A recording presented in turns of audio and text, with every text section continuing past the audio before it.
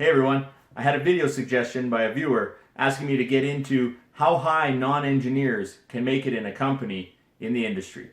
Let's get into it.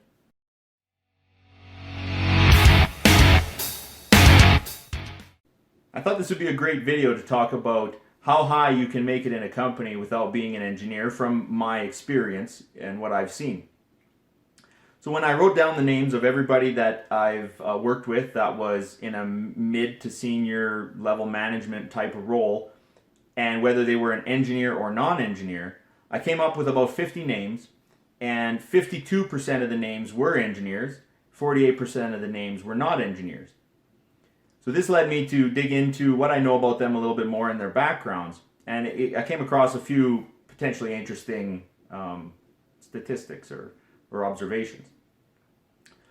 One observation was that the non-engineers tended to have started a little bit lower in their career and rose a little bit slower.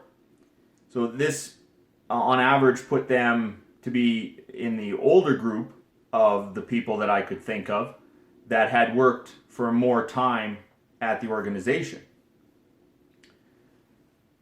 Now, keep in mind, company values and company practices have a lot to do with, how fast people rise in an organization, what type of backgrounds they tend to favor. So this might not be indicative of everybody's situation out there, but it is indicative of the companies that I've been in and the industries I've been in. So the non-engineers tended to have worked at the same company longer. They tended to not bounce around from company to company quite as much as maybe somebody with an engineering background, that there's more opportunities for them to move around and move into higher positions a little bit quicker.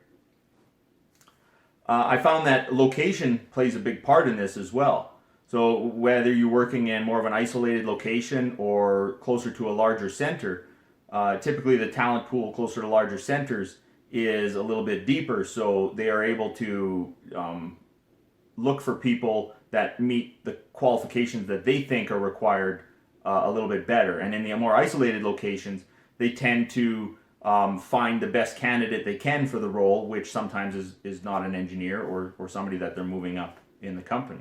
So I found that location plays a big part of it, as well as the willingness to move to different locations also seems to play a pretty big role in how fast you can rise in an organization. So one of the big things to remember about this is that results drive progress. If you are not an engineer and you're getting results, typically people will take notice of you and start throwing more opportunities your way. And if you can excel at those opportunities, you can typically rise to the top a little bit faster. This is, of course, just indicative of my experience, so I would love to hear what other people have to say on this topic, and maybe think of the ratio that you know of people in leadership or senior roles that are engineers or non-engineers. And let's keep the conversation going. Stay safe, everyone.